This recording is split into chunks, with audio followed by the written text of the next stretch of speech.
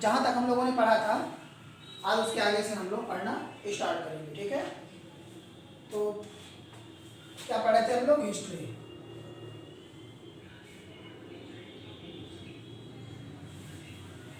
History में हम लोगों ने मौर्य साम्राज्य को खत्म कर दिया था। तो पहले देख लेते हैं इसमें बचा क्या क्या है मौर्य साम्राज्य के बाद।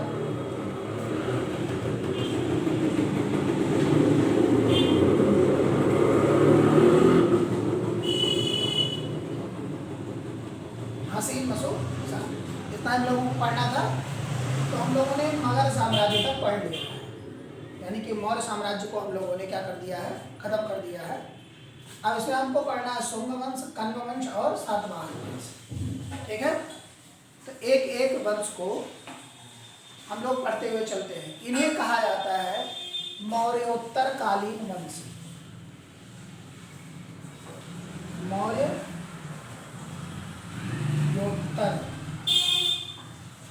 कालीन वंश। कालीन वंश जिसमें पहला है शुंग वंश,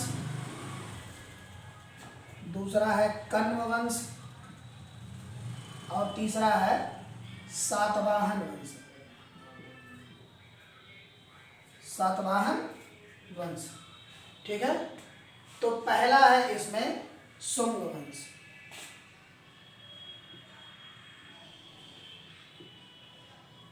शुंग वंश। शुंग वंश। शुंग वंश की स्थापना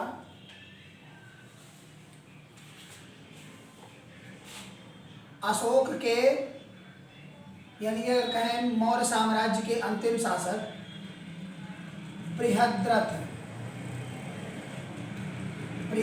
की हत्या उसके सेनापति ने कर दी। इसके बृहद्रथ के सेनापति ने इसकी हत्या कर दी, जिसका नाम था पुष्यमित्र शुंग।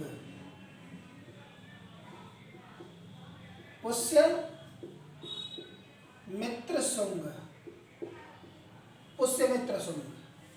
इन्होंने क्या किया कि 185 BC में बृहद्रथ की हत्या कर दी, और बृहद्रथ की हत्या करने के बाद इन्होंने एक नए राजवंश की स्थापना की जिसका नाम था शुंग वंश।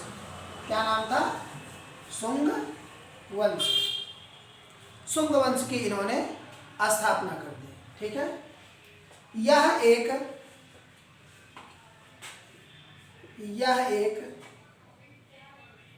ब्राह्मण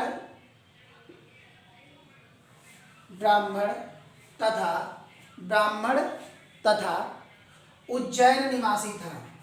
ब्राह्मण वंश तथा उज्जैन निवासी था, उज्जैन का रहने वाला था, उज्जैन निवासी था।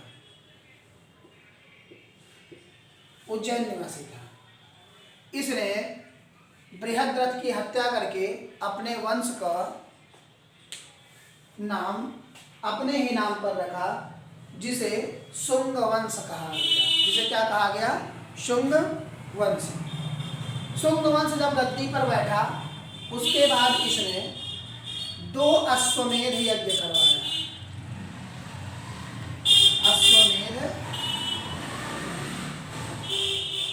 यज्ञ करवाया पातंजलि के द्वारा। पातंजलि को बुलाकर इसने 2 अश्वमेध यज्ञ करवाया, जिसका वर्णन इतिहास में मिलता है। ठीक है, जो कि उस समय तत्काल में इसकी राजधानी जो थी वह थी पाटलिपुत्र। कहाँ थी?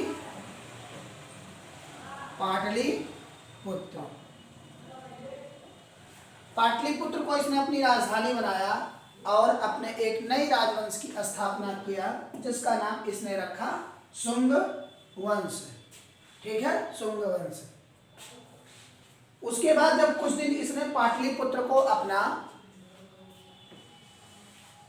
राजधानी बनाया, तो फिर मध्य प्रदेश के दूसरी राजधानी, जो इसकी सेकंड राजधानी हुई, वह थी मध्य प्रदेश में विदिशा नामक जगह को इसने अपनी राजधानी बनाया। ठीक है, तो सेकंड राजधानी जो इसकी बनी, सेकंड राजधानी वो बनी विदिशा।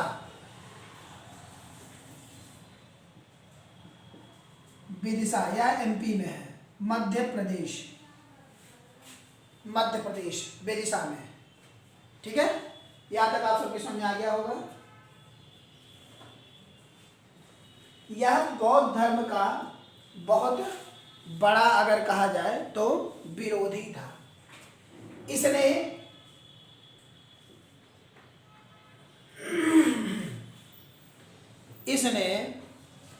84,000 बौद्ध स्तूप को गिरवा दिया।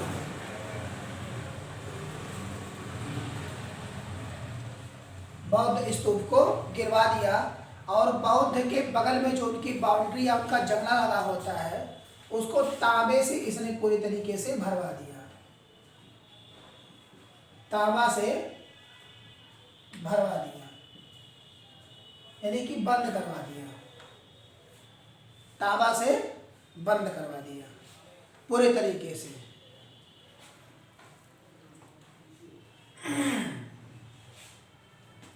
कल्हड़ द्वारा लिखी गई पुस्तक, कल्हड़ द्वारा लिखी गई पुस्तक हर्ष चरित्र में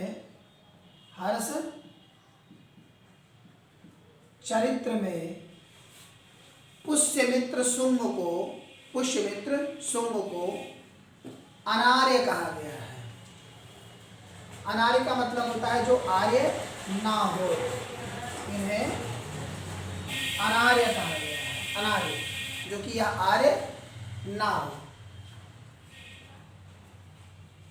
हर्ष चरित्र में, जो कि कल्हड़ द्वारा लिखी गई पुस्तक हर्ष चरित्र में, इन्हें अनार्य कहा गया है। ठीक है, और इन्हें गैर क्षत्रिय राजवंश का बताया गया, यानी कि निम्न कुल में पैदा होने वाला बताया गया है। निम्न कुल में पैदा होने वाला बताया गया है हर्ष चरित्र के द्वारा, जो कि कल्हड़ द्वारा लिखी गई पुस्तक हर्ष चरित्र में बताया गया है। लेकिन इनके समय में ब्राह्मण ग्रंथों का बहुत विकास हुआ। इनके समय में ब्राह्मण ग्रंथ का बहुत विकास हुआ।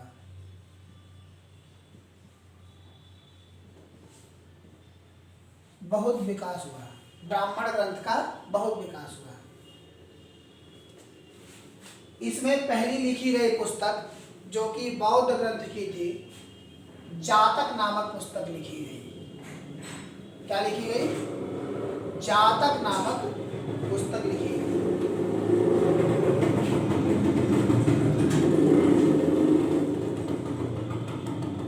जातक नामक पुस्तक बौद्ध ग्रंथ की पुस्तक लिखी गई।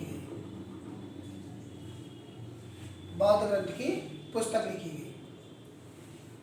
दूसरी पुस्तक जो लिखी गई वह है पाणिनि द्वारा लिखी गई अष्टाध्यायी।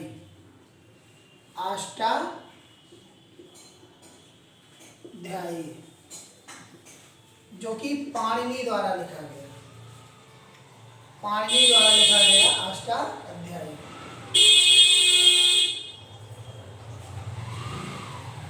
उसके बाद तीसरी है मनुस्मृति। मनुस्मृति जो कि मनु द्वारा लिखी गई। यह पुस्तक पूरी तरह राजनीति से संबंधित है।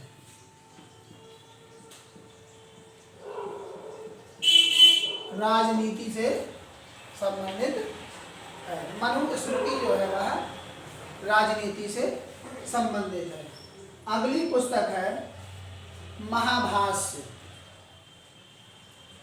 अगली पुस्तक कौन है? महाभाष्य।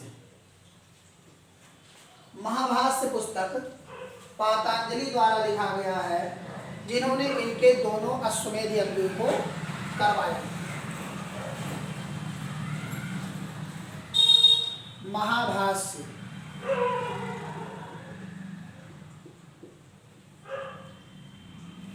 महाभाष्य, ठीक है, यह पातंजलि द्वारा लिखा गया है।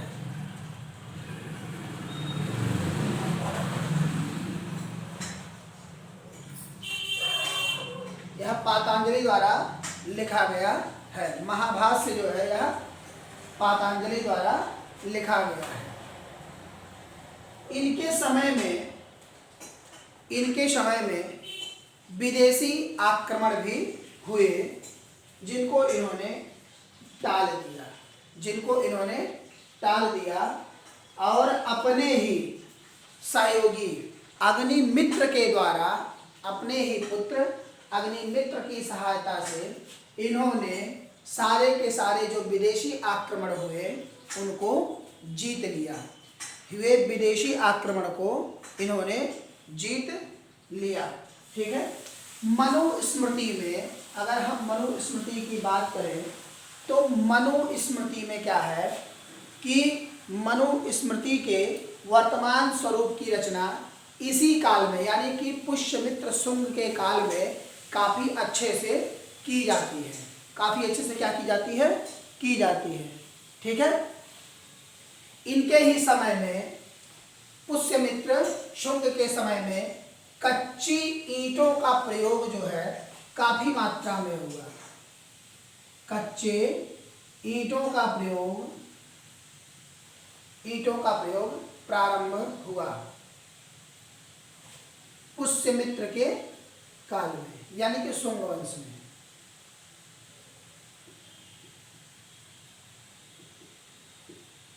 शुंग वंश में कच्चे ईंटों का प्रयोग प्रारंभ हुआ शुंग काल में। और पाषाणों के जो प्रयोग हुआ करते थे, स्तूपों का निर्माण हुआ करता था, वह निर्माण अब किसमें बदल गया था? कच्चे ईंटों में। वह निर्माण किसमें बदल गया था? कच्चे ईंटों में, यानी कि स्तूप और पत्थर, इनके जगह पर कच्चे ईंटों का प्रयोग होता था। किसका प्रयोग होता था? कच्चे ईंटों का। कनिंघम द्वारा 1873 में भरहुत स्तूप की खोज की गई, जो कि तोरण के किले से प्राप्त हुआ, ठीक है, जो कि तोरण के किले से प्राप्त हुआ।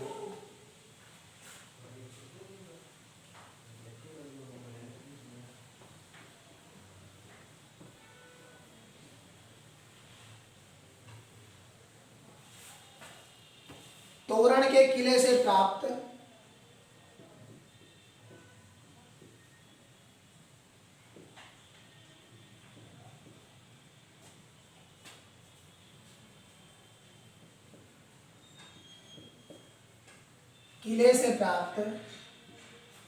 भरहुत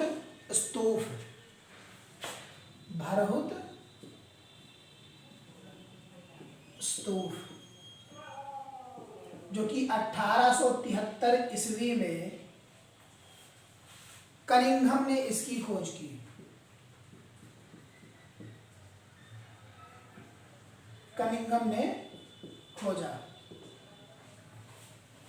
यहाँ से पुष्यमित्र शुंग के बारे में बहुत सी जानकारियाँ प्राप्त होती है, जो कि शुंगकालीन तोरण द्वार इसे कहा गया है। शुंगकालीन तोरण द्वार इसे कहा गया है, ठीक है।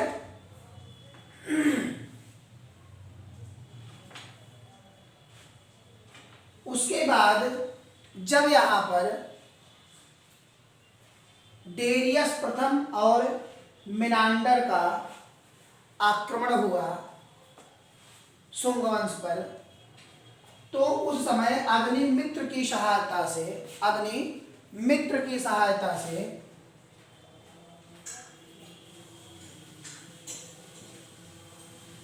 अग्निमित्र की सहायता से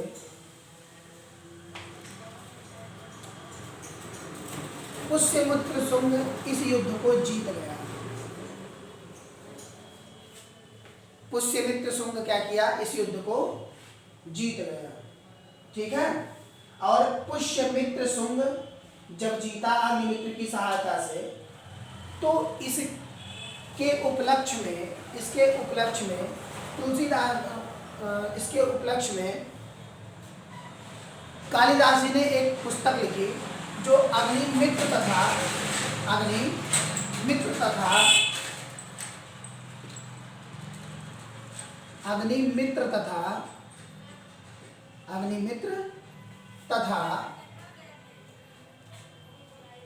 मालविका की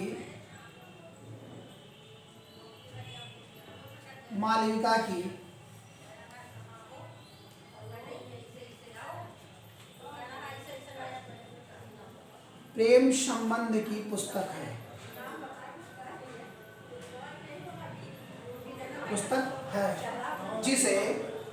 जिसे मालविकाग्निमित्रम कहा जाता है, जिसका पूरा नाम मालविकाग्निमित्रम है। जिसका पूरा नाम क्या है? मालविकाग्निमित्रम, जिसको कालिदास जी ने लिखा है। कालिदास द्वारा लिखी गई पुस्तक मालविकाग्निमित्रम। ठीक है।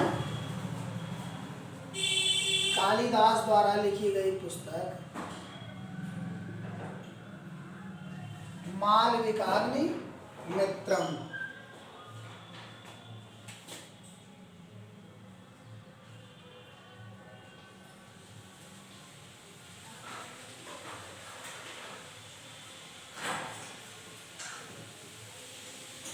मालविकाग्निमित्रम, जो कि कालिदास जी द्वारा लिखी गई पुस्तक है। इससे पता चलता है।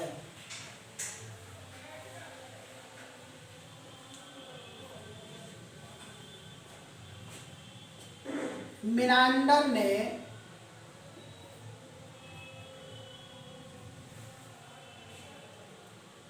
जब युद्ध हार गया तो वह क्या किया? उसने बौद्ध धर्म को अपना लिया नागसेन के कहने पर।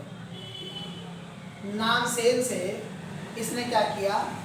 बौद्ध धर्म को अपना लिया और यह बौद्ध बन गया। यह क्या बन गया? बौद्ध बन गया। बौद्ध धर्म को अपना करके नागसेन द्वारा इसने बौद्ध धर्म को अपना लिया। नागसेन द्वारा इसने क्या किया? बौद्ध धर्म को अपना लिया।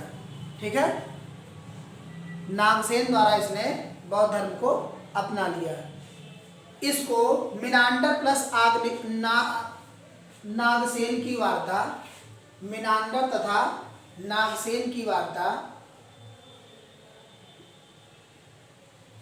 मिनांडर तथा नागसेन की वार्ता को मिलिंद पन्हो नामक पुस्तक में संकलित किया गया है। मिलिंद पन्हो नामक पुस्तक में संकलित किया गया है। मिलिंद पन्हो नामक पुस्तक में मिलिंद पन्हो नामक पुस्तक में इसको संकलित किया गया है। ठीक है। पुष्यमित्र शुंग ने जो अश्वमेध यज्ञ किया था, तो उसने पातंजलि द्वारा 2 अश्वमेध यज्ञ करवाया। उस समय कलिंग का शासक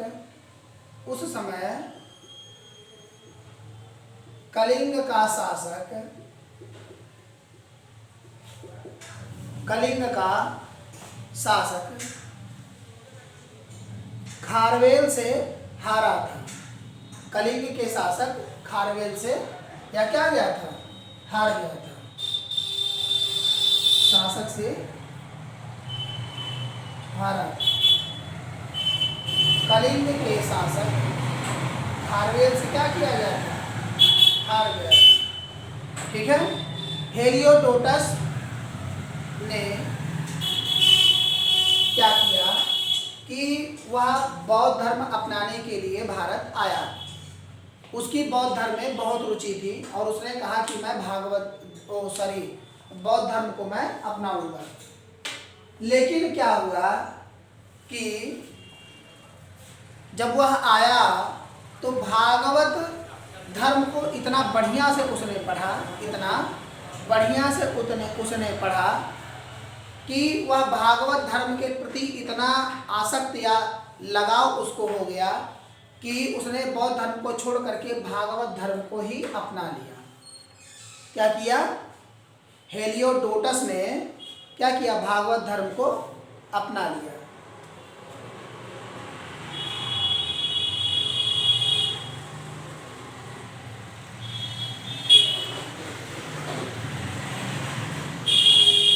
हेलियोडोटस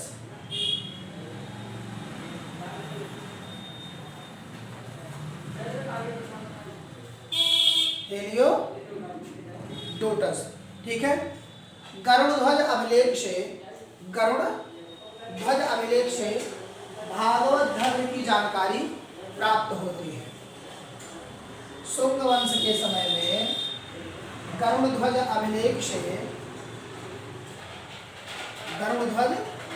अभिलेख से भागवत धर्म की जानकारी प्राप्त होती है। ठीक है।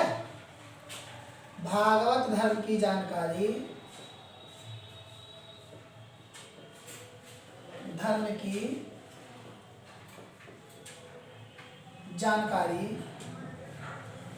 गरुड़ ध्वज अभिलेख से प्राप्त होता है।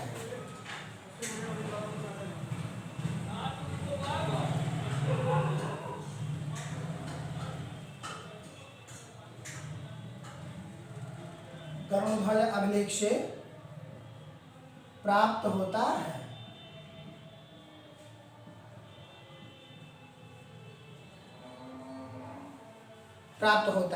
ठीक है। गरुड़ ध्वज अभिलेख से जानकारी प्राप्त होता है।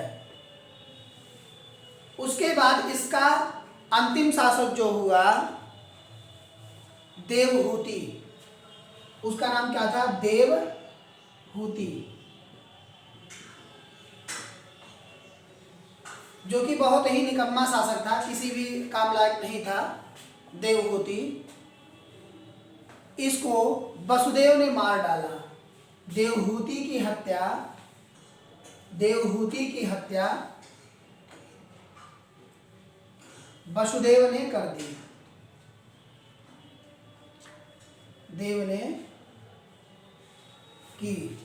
वसुदेव ने की और एक नए वंश की इन्होंने स्थापना किया जिसके कहा गया कण्व वंश।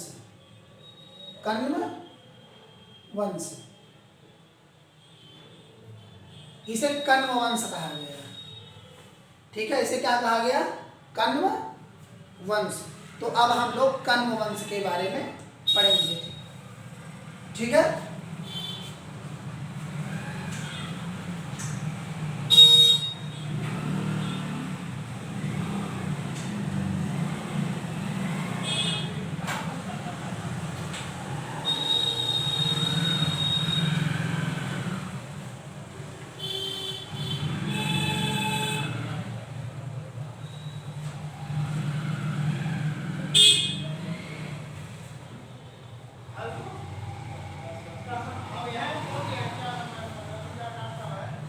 अगला जो वंश है उसका नाम है कण्व वंश।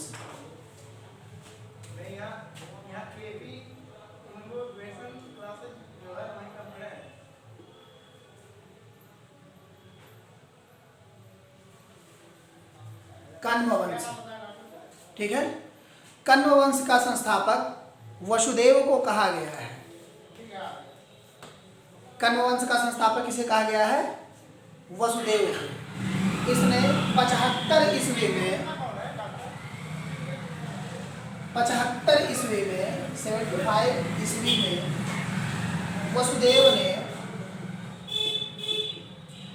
वसुदेव ने कण्व वंश की स्थापना की।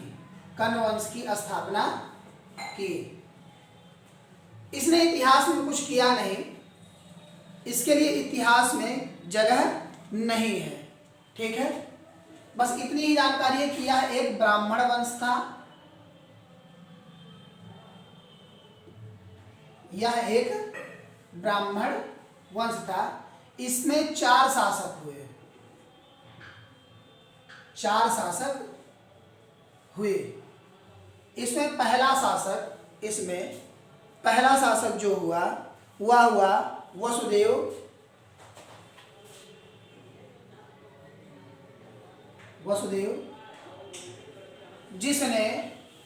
जिसने कण्व वंश की स्थापना की। दूसरा है भूमिमित्र।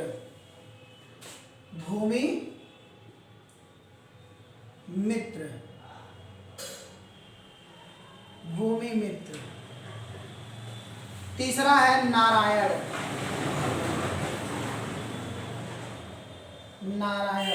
और चौथा जो शासक है, चौथा शासक उसका नाम सुशर्मन है।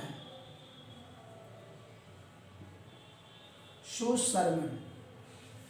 लेकिन इतिहास में इन लोगों का किसी प्रकार से कोई कार्य नहीं मिला। इस कारण से ज़्यादा इस वंश के बारे में चर्चा नहीं है। सिर्फ इतना ही चर्चा है। सिर्फ क्या है? इतना ही चर्चा है। ठीक है, इसके बाद हम लोगों को पढ़ना है सातवाहन वंश। कौन सा वंश पढ़ना है? सातवाहन वंश। सातवाहन की स्थापना सिमुक ने किया था, जो कि 60 से 35 वर्ष के मध्य। 60 से 35 वर्ष के मध्य। ये समझ में आ गया होगा। सातवाहन वंश। अगला कौन सा वंश पढ़ना है? सातवाहन वंश। सातवाहन वंश। संस्थापक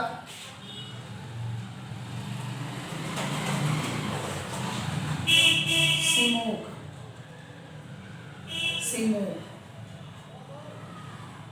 ईस्वी सन 60 से 35 BC। ईसा पूर्व 60 से 35 ईसा पूर्व के मध्य। ठीक है, इसने सातवाहन वंश की स्थापना की। सातवाहन जहां रहते थे वह कृषि प्रदेश था मध्य प्रदेश का कृषि प्रदेश। और इन्हें आंध्र सातवाहन भी कहा गया है। आंध्र सातवाहन भी कहा गया है। इन्हें आंध्र सातवाहन कहा गया है। इन्हें क्या कहा गया है? आंध्र सातवाहन। ठीक है, मत्स्य तथा वायु पुराण में मत्स्य तथा वायु पुराण में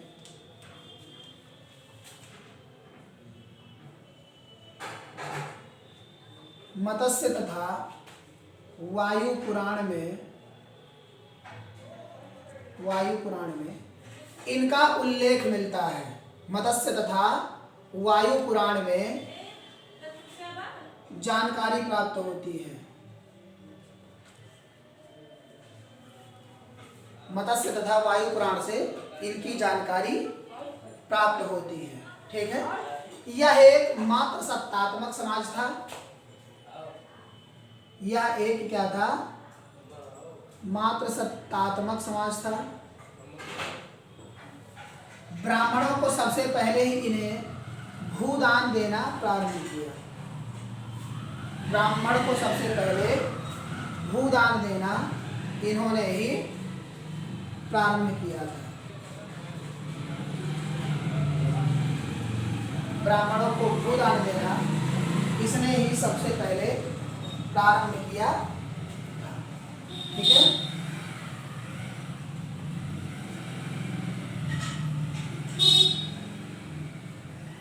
यहां तक आप सबके समझ में आ गया होगा।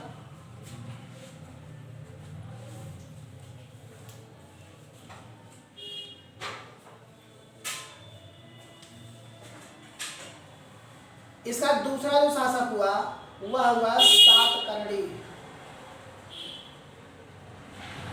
सातकर्णी इसने जो है नहपान को हराया था। नहपान को हराया था। सातवाहन का द्वितीय शासक सातकर्णी नहपान शासक को हराया था और दोनों का सिक्का यानी कि जोगलथम्बी से प्राप्त हुआ है, जो कि उस सिक्के पर तलवार लेकर के सातकर्णी खड़ा है और नीचे झुक करके नहपान उनको सलाम कर रहा है, ऐसा उसमें दिखाया गया है। MH के महाराष्ट्र के जोगलथम्बी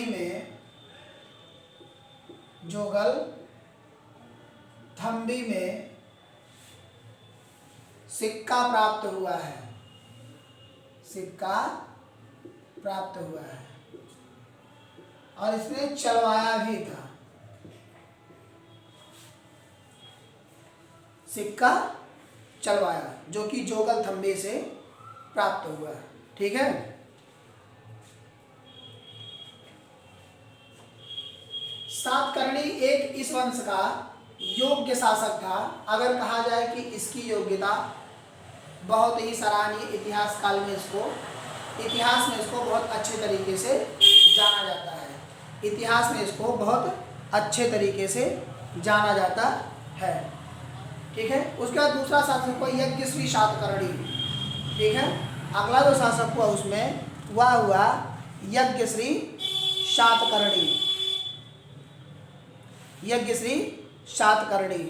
ठीक है, और उसके पहले वशिष्ठी पुत्र पुल्लुमाली, जो उसके बाद शासक हुए वो हुए वशिष्ठी पुत्र पुल्लुमाली, जिसने रुद्रदामन से यह हार गया था। यह गुजरात से साक्ष्य प्राप्त होता है कि यह रुद्रदामन से हार गया था।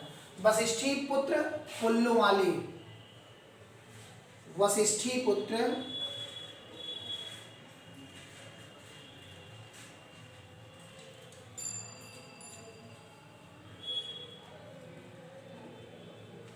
पुल्लुमाली।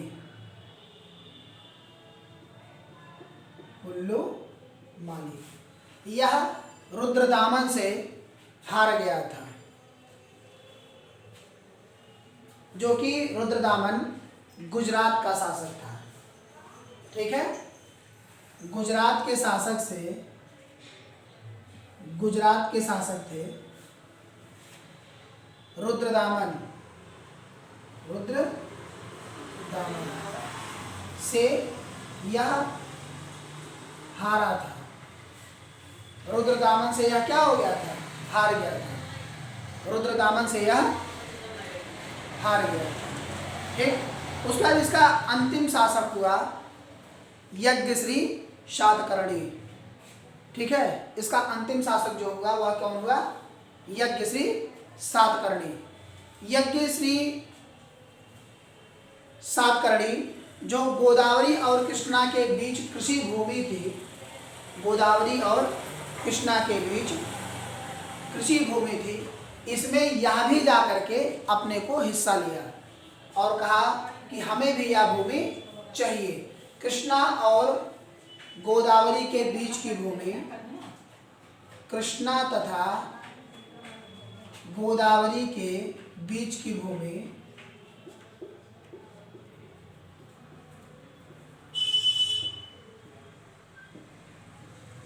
गोदावरी के बीच की भूमि में इसने भी जाकर के हिस्सा लिया।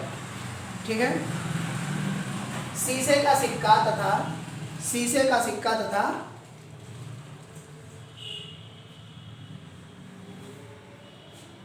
सामंती व्यवस्था जारी किया गया। इसमें सिक्का चलाया गया, शीशे का सिक्का चलाया गया,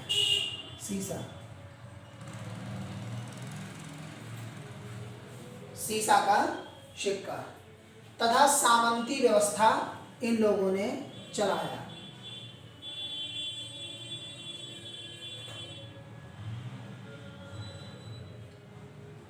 सामंती व्यवस्था इन लोगों ने चलाया। तो अब हम लोगों ने पढ़ लिया कि हर्यक वंश, ठीक है, नंद वंश, शिशुनाग वंश, मगध साम्राज्य, उसके बाद कण्व वंश, सातवाहन वंश और शुंग वंश। अब इसके बाद हम लोग क्या पढ़ेंगे कि जो बाहर से आए हुए आक्रमणकारी थे उनके बारे में, जैसे ISP मैंने आपको बताया था, इंडो ग्रीक, शक, पहलव और कुषाण, इन राजवंशों को हम लोग पढ़ेंगे। ठीक है, आज के लिए इतना ही, बाकी की क्लास हम लोग कर लेंगे। जय हिंद।